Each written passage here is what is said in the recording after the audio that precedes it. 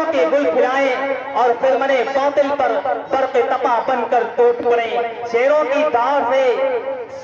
دہاڑ سے گیدڑوں کی ہوا کو پست کرنے کے لیے، اسلام کی حقانیت و افاقیت کے پیغام سے بت خوانوں کی دہلیز کو لرزہ بر اندام کرنے کے لیے، کم من فئۃ غلیظۃ غلبت فئۃ کثیرۃ کی یاد تازہ کرنے کے لیے، سکوت توڑ کر سونامی کا سما پیدا کرنے کے لیے میں دعوت اسٹیج دیتا ہوں مدرسہ ہاذا کی موصوفہ دانیہ کو کہ وہ آئیں اور مذکورہ باتوں کو صداقت کا لبادہ پہنا کر اور سامعین کے دلوں کے تاروں کو چھیڑیں. میں ان کا اس شعر کے ساتھ استقبال کرتا ہوں.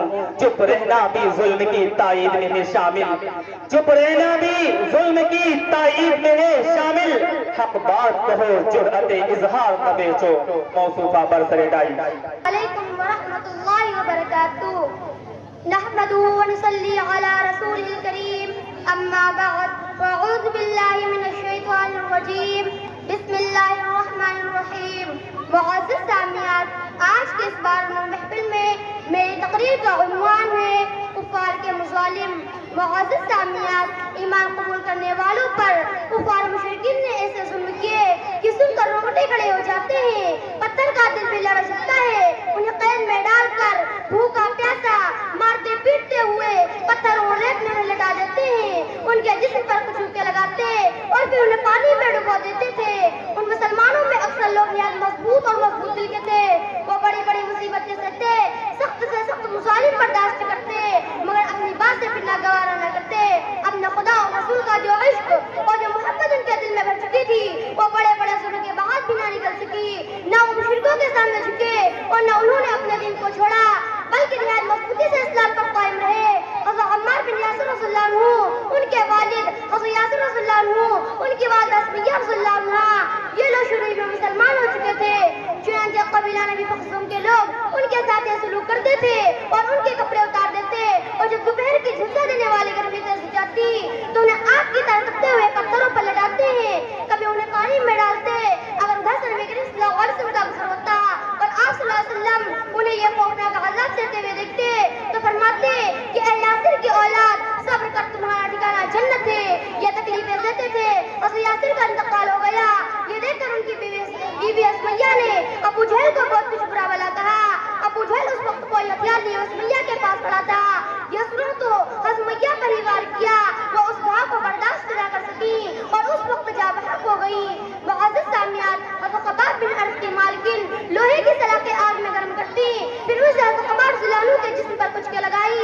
حضرت خباب رضی اللہ عنہ نے اپنی یہ مصیبت نبی کریم صلی اللہ علیہ وسلم سے بیان کی تو آپ نے حق تعالیٰ سے دعا فرمائی، خدایا خباب کی مدد فرما. آپ کے دعا فرمانے کے بعد اچانک حضرت خباب رضی اللہ عنہ کی مالکن کے سر میں کوئی تکلیف ہو گئی. حکیموں نے اس کا علاج بتایا کہ تپتی ہوئی سلاخیں لگوایا کریں. چنانچہ یہ کام حضرت خباب رضی اللہ عنہ کے سپرد کیا. قریش کا جب ظلم و ستم حد سے بڑھا تو نبی کریم صلی اللہ علیہ وسلم نے اپنے صحابہ کو اجازت دی کہ ہجرت کرنا چاہیے. وہ خدا کی اس زمین میں اپنے لیے کہیں پناہ ڈھونڈے، مسلمانوں کو سکون مل جائے. صحابہ کرام نے آپ سے پوچھا، یا رسول اللہ ہم کہاں جائیں؟ نبی کریم صلی اللہ علیہ وسلم نے ان کو مشورہ دیا کہ ملک حبشہ چلے جائیں. آپ صلی اللہ علیہ وسلم نے ملک حبشہ جانے کا مشورہ اس نے دیا کہ وہاں کا بادشاہ اگرچہ عیسائی تھا مگر انصاف پسند تھا، اپنے ملک میں کسی پر ظلم ہونے نہیں دیتا تھا. لوگ اس کی حکومت میں آ کر آرام سے رہتے تھے. قریش لوگ وہاں تجارت کے لیے جایا کرتے تھے اور خونفع حاصل کرتے تھے. پہلی بار اجازت کے بعد جن لوگوں نے ملک حبشہ چھوڑا ان کی تعداد کل 16 تھی، جن میں 12 مرد اور 4 عورتیں تھیں. ان مہاجروں میں نبی کریم صلی اللہ علیہ وسلم کی صاحبزادی رقیہ رضی اللہ عنہا اور ان کے شوہر عثمان بن عفان تھے. قریش کے لوگوں کو سیرت کا حال معلوم ہوا تو انہوں نے مہاجروں کو گرفتار کرنے کے لیے ان کا پیچھا کیا، مگر وہ اس میں ناکام رہے. معزز سامعین، کچھ عرصہ کے بعد مہاجروں کو عرصہ میں خبر ملی کہ قریش کے لوگ بڑی تعداد میں مسلمان ہو گئے ہیں. تو اس سے انہیں خیال ہوا کہ اب شاید مکہ میں مسلمانوں کے لیے امن ہو گیا ہوگا. تو اس لیے انہوں نے مہاجروں کو واپس کر دیا. مگر آ کر دیکھا تو یہاں نہیں حال تھا. قریش کا ظلم تیز ہو گیا. نبی کریم صلی اللہ علیہ وسلم نے اپنے صحابہ کو اجازت دی کہ ہجرت کرنا چاہیے اور خدا کی اس زمین میں اپنے لیے کہیں پناہ ڈھونڈے. مسلمانوں کو سکون مل جائے. صحابہ کرام نے آپ سے پوچھا، یا رسول اللہ ہم کہاں جائیں؟ نبی کریم صلی اللہ علیہ وسلم نے ان کو مشورہ نہ منع کرو حبشہ چلے جائیں. بات مسئلہ آپ یہ ہے کہ اگر کوئی ایسا ہے کوئی کچھ کہا کہ وہاں کا بادشاہ اگرچہ عیسائی تھا مگر انصاف پسند تھا, اپنے ملک میں کسی پر ظلم ہونے نہیں دیتا تھا. لوگ اس کی حکومت میں آ کر آرام سے رہتے تھے. قریش لوگ مدجات کے لے جایا کرتے تھے اور قربہ حاصل کرتے تھے. پہلی بار بعد جن لوگوں نے ان کی خفیہ چھوڑا ان کی تعداد کوئی 16 تھی, جن میں 12 مرد اور 4 عورتیں تھیں. ان معاشروں میں نبی کریم صلی اللہ علیہ وسلم کے صحابزادی رقیہ رضی اللہ عنہا اور ان کے شوہر عثمان بن عفان تھے. معزز سامعین, کچھ عرصہ کے بعد معاشروں کو افسانہ خبر ملی کہ قریش کے لوگ بڑی تعداد میں مسلمان ہو گئے ہیں. تو اس سے میرا خیال ہوا کہ اب شاید مستقبل مسلمانوں کے لیے امن ہو گیا ہوگا. تو یہ لوگ یاتریوں اور رابطیوں سے ملے اور ان لوگوں کو یہ تحفے دیے تاکہ ان کی حمایت کریں. اس کے بعد وہ نجاشی سے ملے اور جو ہدیے لے کر آئے تھے وہ اس کو پیش کیے اور اس سے کہا ہمارے کچھ بیہودہ لوگ آپ کے ملک میں آ کر چھپ گئے ہیں. انہوں نے اپنے قوم کا مذہب بھی چھوڑ دیا ہے اور آپ کے دین کو بھی اختیار ہاں بتاؤ کہاں جسے نہ آپ جانتے ہیں نہ ہم. ان کے باپ دادا اور خاندان والوں نے آپ کے پاس بھیجا ہے تاکہ آپ انہیں ہمارے حوالے کر دیں. جیسے ہی یہ لوگ خاموش ہو گئے فوراً انہیں یاتریوں نے قاصدوں کی بات کی تائید کی اور بادشاہ پر زور دینا شروع کیا. مغرر کے لیے آئے ہیں, اسے مان لینا چاہیے. لیکن بادشاہ نے انکار کر دیا اور کہا کہ جب تک میں خود ان لوگوں سے پوچھنا کر لوں جو میری پناہ میں آئے ہیں اس وقت تک میں ان کو واپس نہیں کر سکتا.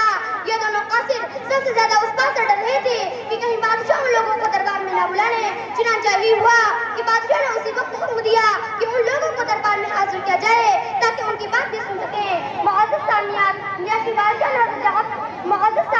مسلمان بادشاہ کے دربار میں حاضر ہوئے تو شہنشاہ نجاشی نے ان سے پوچھا کہ وہ کون سا دین ہے جس کی وجہ سے تم نے اپنے قوم کا مذہب بھی چھوڑ دیا ہے اور ہمارے دین میں بھی داخل نہ ہوئے. یہ سن کر جعفر بن طالب نے جواب دیا, کہا اے بادشاہ ہم لوگ کافر اور جاہل تھے. ہم اس دیار مشقت میں نکمے اور کاہل تھے. بہت بدکار تھے, بت پوجتے تھے, مردار کھاتے تھے, شریفوں کو غریبوں کو ضعیفوں کو ستاتے تھے, یتیموں پر غلاموں لونڈیوں پر ظلم ڈھاتے تھے, پڑوسی زیر دستوں کو زبردستی دکھاتے تھے. یہ حالت بھی برادر کا برادر جان لیوا تھا, گناہوں کا سمندر ناؤ کا شیطان کیوا تھا. دقیقہ کون سا باقی رہا تھا ڈوب جانے میں, سہارا کوئی بھی حاصل نہ تھا ہم کو زمانے میں. تکلف بڑھ طرف پاتے تھے ہم سیدھے جہنم میں, اسی اثنا میں ایک سچا نبی پیدا ہوا ہم میں. نبی شہرا ہے ساری قوم میں جس کی امانت کا کوئی منکر نہیں, جس کی صداقت کا دیانت کا. نبی تشریف لایا دعوت اسلام دی ہم کو, نکالا موت کے پنجے سے بخشی زندگی ہم کو. ہمیں تلقین کی ان پتھروں کا بوجھ نہ چھوڑو, زنا سے جھوٹ سے چوری سے سرنشوری سے منہ موڑو. ہمیں تلقین کی ایک دوسرے کے حق کو پہچانو, سبھی انسان ہو انسانیت دکھلاؤ نہ دانو. ہمیں اس نے نماز و روزے کے ارکان سکھلائے, پسند آیا ہمیں یہ دین ہم ایمان لے آئے. بس اتنی بات تھی جس پر ہوئے اہل وطن دشمن, ہمیں جی کھول کر دیتے رہے رنجو محل دشمن. ہمارا جرم یہ ہے بت پرستی چھوڑ دی ہم نے, ملی ہم کو اذیت اپنی بستی چھوڑ دی ہم نے. ہمیں مجبور کرتے ہیں کہ پھر گمراہ ہو جائیں, ہمیں مجبور کرتے ہیں کہ پھر گمراہ ہو جائیں. یہاں حاضر ہیں ہم, اب آپ بھی انصاف فرمائیں.